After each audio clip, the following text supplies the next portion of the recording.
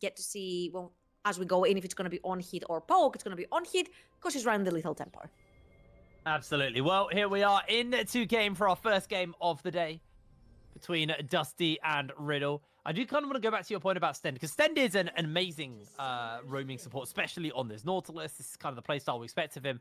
But the Death did highlight as well. Ooh, Stefan should be okay. But the Death did kind of note that the wave that we're expecting this game, with the fact that they've got the Lucian Nami, they've got the Belveth, they've got ganking capabilities down there, there's probably going to be a lot of bot lane attention. So I feel like if Stend's maybe too over-eager to be roaming around the map and setting up plays for his mid, for his jungle, you know, Den Voxney might be the victim in that sense, because he's probably just going to get jumped on constantly by Kevo and Nash. I mean, we've seen a lot now of Lucian and Nami. Everybody who has been watching League or playing League this year should be aware how dirty this can be. And yes, it's not strong. Yes, the kind of electrocute version of it did get taken down, but it's still a kill lane. It's still a very, very dangerous lane to be playing into. So there is an element of, can Stend leave Den Voxney as much as maybe he typically would? Is he going to leave him at all? I'm going to be very excited to see, you know, how this bot lane goes. But judging by the Dusty start, the fact they're starting on blue buff and Stefan also starting on blue buff, they're not going to have Linkers down, at least for the beginning of this game. And Stefan will be clearing in a downward position towards his bot lane. So Kevo and Nash might get an early gank. I feel like, in general, the Varus lanes are very self-sufficient, right? You can play from range. Nothing necessarily out-damages you in the early game. Sorry, if Kevo dashes forward into Den Voxney, then you do have the power with the Nautilus. And what's really important to mention right here is that there is double combat summoner for the side of Dusty. You've got the Exhaust and you've got the Ignite. You can only cleanse one or the other, because I'm pretty sure Dusty's bot lane will press either one or the other. Kevo will cleanse it, then you've got either Exhaust or Ignite to go on top of that to start doing for the battle summoner, sorry.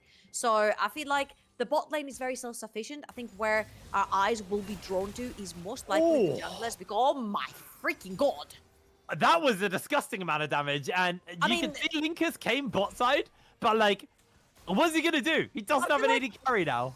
I feel like that was a big mistake from the Voxney stand. You know that Kevo and Nash are getting that level 2 first. You resort to running back underneath your tower. You're waiting for your own level 2. Instead, they take a pretty heavy chunk, and Linkers there, he had a chance. Oh, they missed the stun. Faison able to just about get away from that one, but not before getting heavily chunked out. So there could be a repeat gank down there. And so far, a little bit back and forth. Bot lane definitely swung in favor of Kevo and Nash. Mid lane, lovely trade by Backlund there. And it actually does look like Linkus is wrapping around again, but isn't going to find the opportunity to come in. I honestly feel like this screwed up Linkus in the jungle right there, because it's like, okay, I'm gonna clear fully my bottom quadrant, and instead of going top, I'm gonna try to gank bot lane. Stend and Voxney extremely disrespectful to the level 2. They get chucked down. They waste Lintus's time towards the bot side of the map. What can Lintus do? There's nothing on the bot side of the map. He tries to gank towards the mid lane, gets a flash off of Faison, which is level 4. He will be level 6 very soon. So as long as he respects that timer between right now and when he gets his ultimate at level 6, he should be absolutely fine, because they know that Lintus has his entire top quadrant of the jungle to farm. He needs to back, he needs to buy, he needs to get back on the map. And there's also another reset coming in for the Ares, so you should technically be pretty safe in that time duration.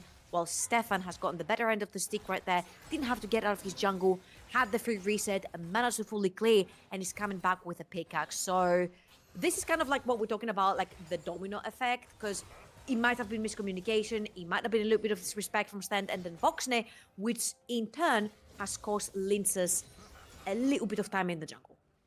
Absolutely. Well, we actually do see Kevo and Nash pushing that bot wave.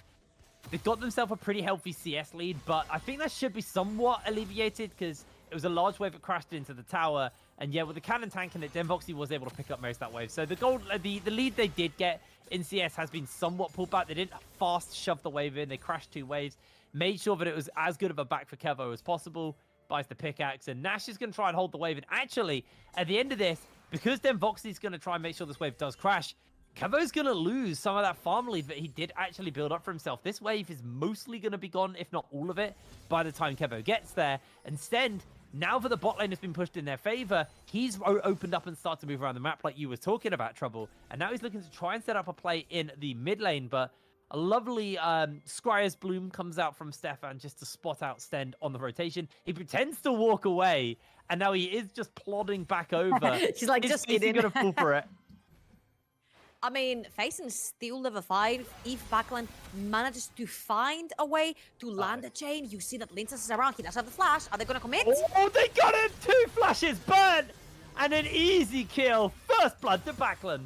Very well done right there. Again, they make sure to abuse that window. Like, Faison would hit level 6 from this wave. They managed to kill him right before he's able to farm this wave, which means not only does he go down, he misses cannon wave, which means he's down now in experience, he's down in gold. There's 1 kill over to Buckland. And let's remind everyone that, yes, the Salas versus Ari is a very skilled matchup. When Salas gets that level 6 and grabs that Ari ult, he has much better skirmishing ability than the Ari herself. So I hope Dusty are going to use up their advantage, take Buckland around the map. He does manage to save his teleport as well, which means he will have a faster reset if he wishes to do that during the laning phase. But Riddle, because the resets came through, because Buckland had to go to base, they will get the first neutral objective on the map for themselves. Yeah, nice pick up there on the Dragon, obviously off the back of a first blood in the mid. So, you know, swings and roundabouts. And Demvoxney able to catch most of this wave underneath his tower. Kevo has once again built up a farm lead over Demvoxney. Did lose that wave earlier, but it didn't really seem to affect him. He is building up the strength for himself right now.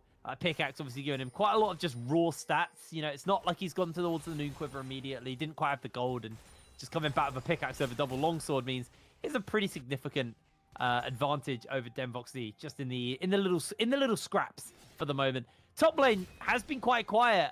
Curb and Jax Plank have both just been farming up pretty close on that farm department area. Obviously, Curb has got that grass, so has occasionally, as you can see, been proccing it. It's very comedic, isn't it? To see Jax Plank on the Darius and Kerberos on the Jax. Like, if you take the nameplates off and you told me one of the two is Jax Plank and the other one is Kerberos, I would have them the other way around since they're playing each other's main, pretty much. But I'd like to see, in general, what impact these champions are going to have in the later stages of the game, as there's 4 members from Dusty Stend losing that anchor right there. I think might call it off, but they're gonna go for it. Yeah, they're gonna jump in. Can the chain lash connect? They're gonna try and land it onto the Nami. The CC chain is down, and there goes the kill. Backland able to find his second of the game. An absolutely brilliant rotation there from Dusty to grab that kill, and they don't actually lose anything mid because Faison was on a reset. That is perfect. We talked about Backland having teleport advantage, kill advantage, which means items advantage, which means damage advantage. So you can grab that Ari ult. We said if they can manage to snowball that lead that they managed to put into Backland early on with a double flash from Linces Stand, and that's exactly what they're doing. Kerberos right there under a little bit of pressure since Jax Plank has the ultimate onto the Darius, does have the Ghost, will not choose to dive. There is obviously ult available for the Jax, but right here, Backland 2-0 in his lane, very close to that Everfrost, starts getting towards these very dangerous states where we see Salah's been completely invincible, but Stent, he's taking a stroll top lane. Yeah, and he's not in vision yet. That one minion is almost going to give away his position, but it doesn't. He is playing this so close to the edge. Linkus will unfortunately kind of give the jig up as he is spotted out on that tribe rush, but they're going to jump into the fight. There's the flash. There's the hook to follow up. The Grandmaster's might onto Curb as Jax Plank is forced to flash away. The ignite will not finish Jax Plank up, but he had to burn the flash, and he is out of there. Yeah, and because Kerberos does get to stay in lane, he's going to be able to pressure that wave, which means there's more gold that's going to be lost for the Darius on the top side of the map. Already 10 CS in deficit for Jax Plank onto the Darius. And again, we were looking at what kind of impact these two champions are going to be having in the team fights later on, right? Because Curb can also side lane, he can also team fight. Jax Plank, very mandatory to have that Ghost if you want to team fight, if you want to get into the thick of things. Because even though Dusty has 3-4 melee champions that will be playing in your face, actually, unless you have that Ghost to be able to continuously chase and pursue kills in the fights and zone people away, it becomes really difficult for the Darius. Luckily for Jackson right here, did not burn his, so he has it available for the next time that potentially Stefan could play towards the top side of the map. Well, with 10 minutes on the clock, the Everfrost has now come in for Backland. First person to finish up an item for themselves. You can see Voxney, though, you know, while he's been having a little bit rougher of it in lane, hasn't actually slipped too far behind in the old farm department. So he is kind of getting there, but Curb's getting traded onto Jax Plank.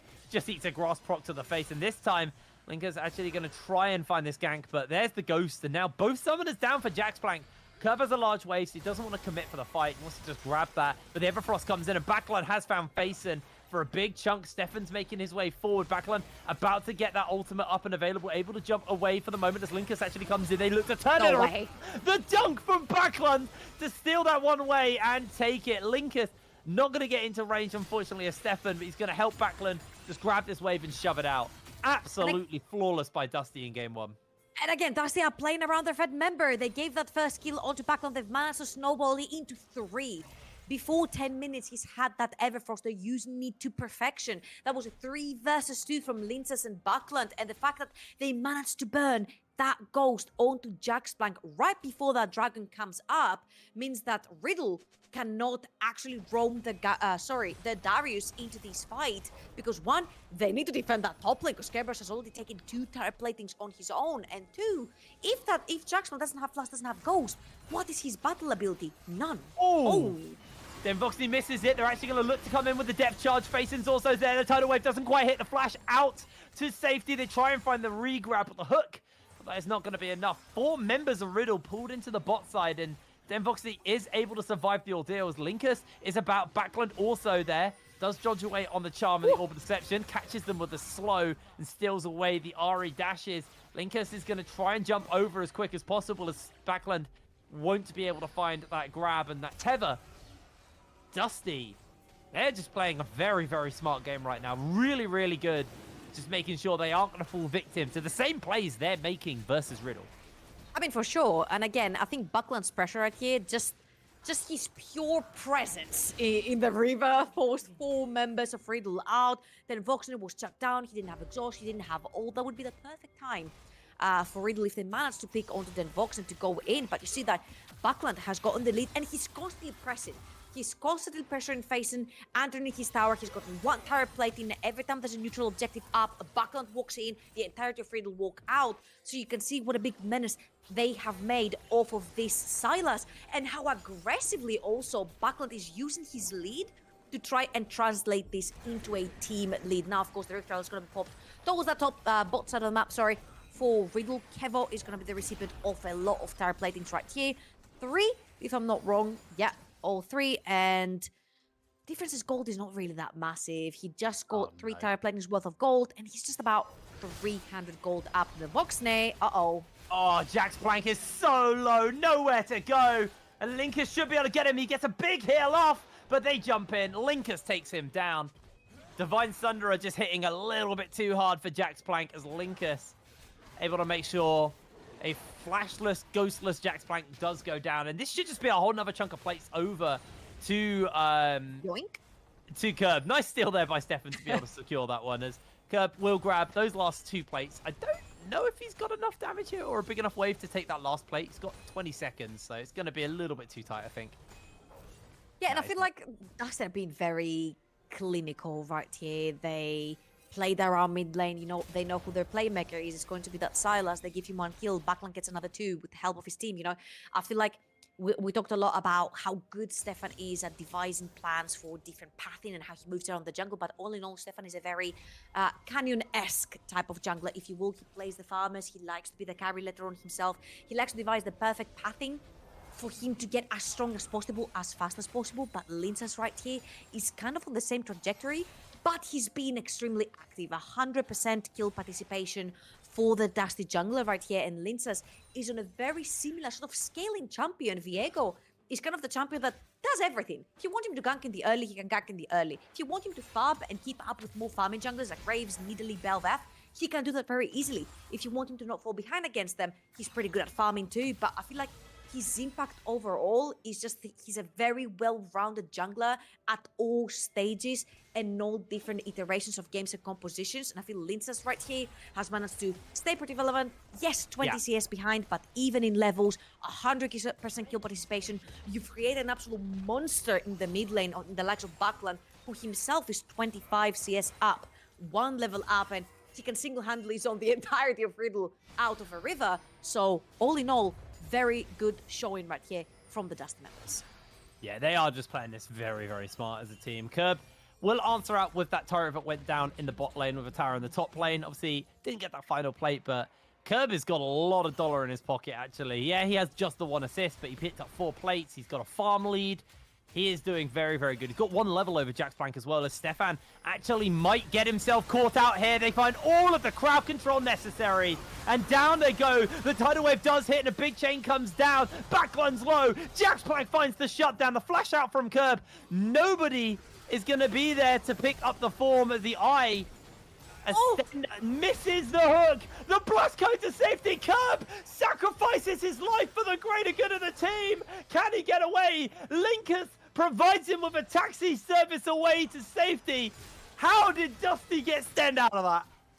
That was such a chain of unfortunate events for Dusty. I don't know if we're gonna get a replay at that, but Stan just had his flash coming up and available, which means he needed to wait for that global cooldown to finish before he could use his flash over the wall.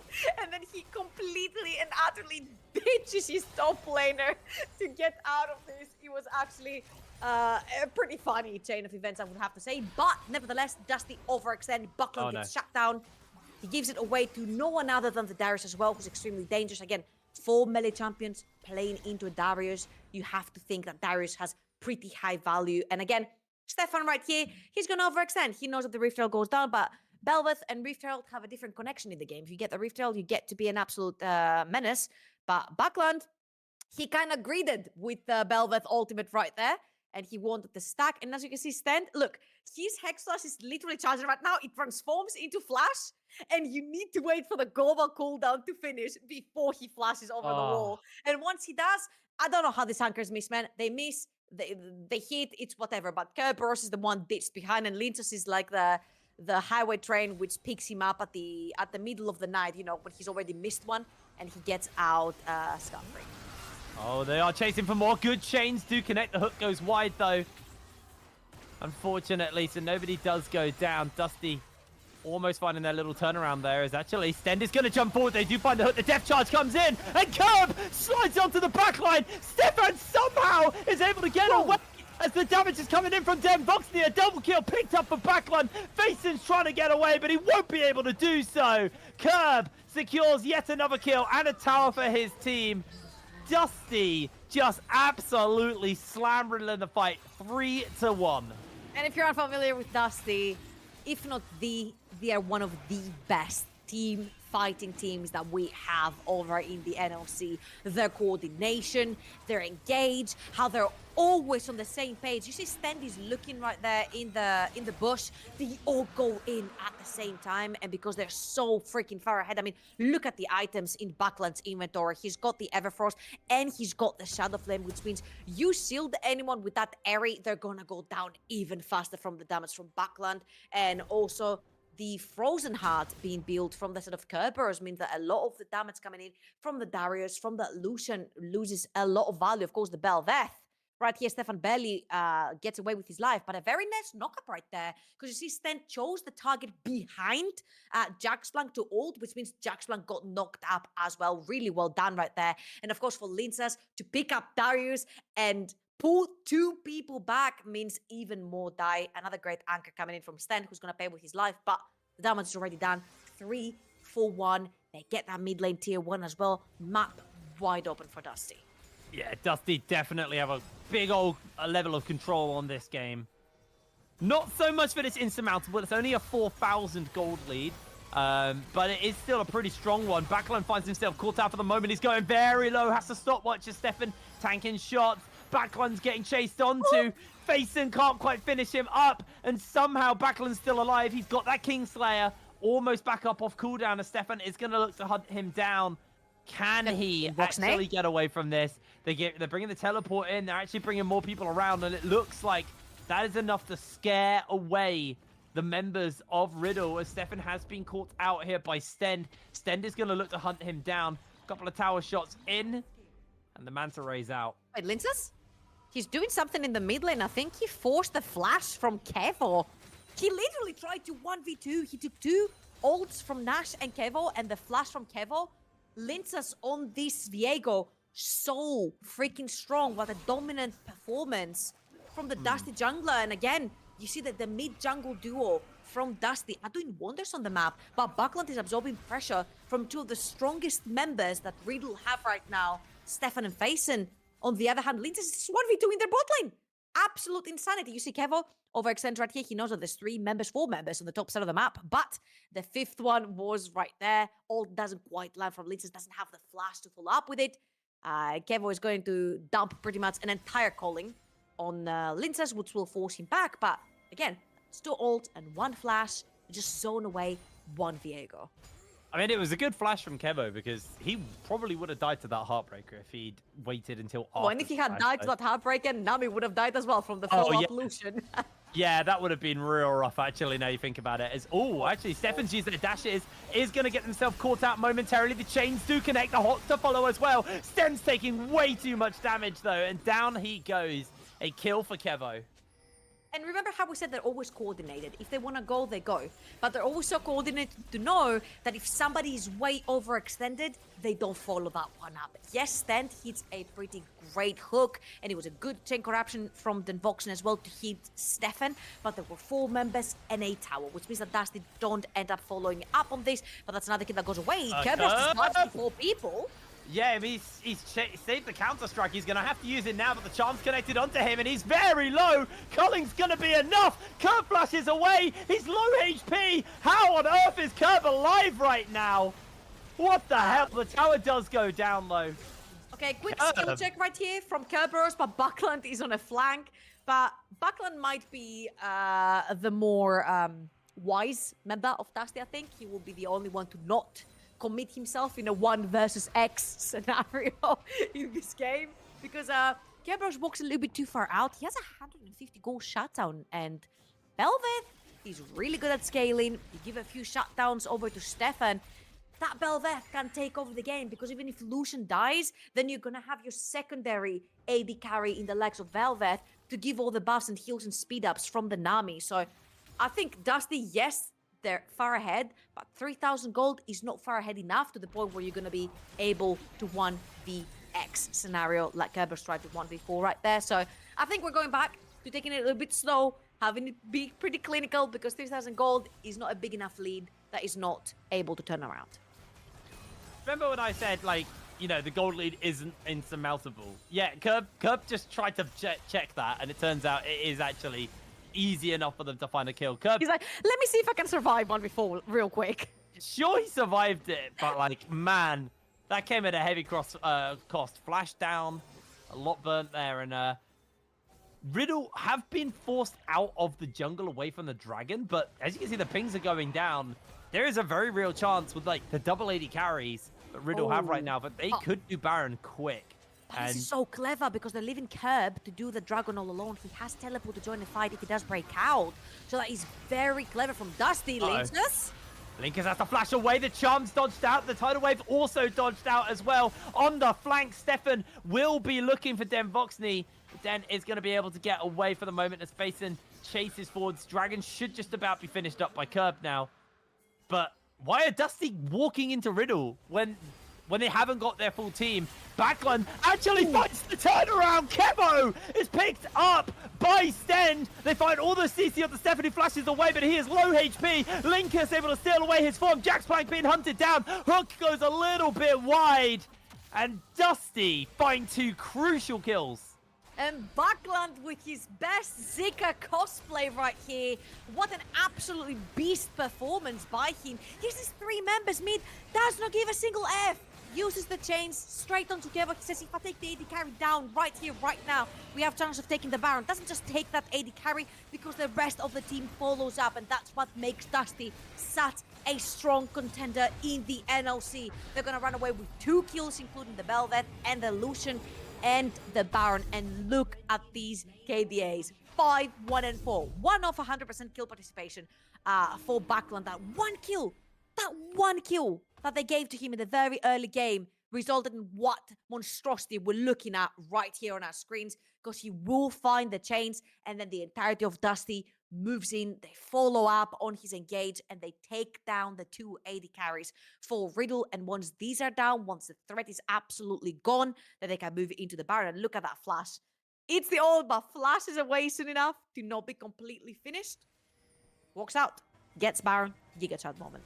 I actually can't believe how much damage Backlund does with his E. Like, do you see? He's taking like a third of someone's health every time. I mean, in he jumps, almost finds the explosion onto Facing, but he is just doing an astronomical amount of damage. Yes, he is, to put it scientifically, turbo-fed right now. But even so, that is a terrifying amount of damage coming out from Backlund on the Sylas. And with the Baron now, with the amount of gold they've just injected into this team, they are going to look to try and take down these last few towers outside the base, use this Baron as effectively as possible, and really open up the map for themselves. Now, Jaxplank is pushing the wave topside, is able to find a tower shut down, and also, you know, at least make sure that there's not multiple waves contesting just the two. As you can see, Demvoxy kills Kevo, obviously. How could we not miss that? And he is just going to look to finish that one up. But Backline is dead, shut down, given over there.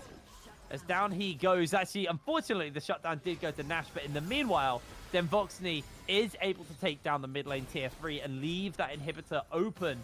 So with the shutdown, a little rough, but I'd still say a Baron well used. I mean, I'd say that was a bit of an oopsie for Dusty right there. They see that Jaxplank is top lane. Yeah, they see that Jaxplank is top lane, which means you're effectively 4 versus 5. Then Voxney 1v1 Skevo, which makes effectively a 3 versus 5. And then I feel like Buckland overextends a little bit right there, especially when you have 2 waves synced with Baron buff. Overextending and dying right there means that your team cannot siege forward. That would have been easily at least 2 towers for Dusty, plus maybe 2 inhibitors, plus maybe you can even end if Riddle overextends. But of course, Buckland getting hit by a charm right there and going down means that that Dusty siege is going to have to come to an end right there and then. So all in all, I don't think it was the most successful Baron siege, if you will. Bit of a whoopsie from Buckland. Might have been a jinx because I was praising him a minute ago. But hey, they still have the Baron buff. We go again.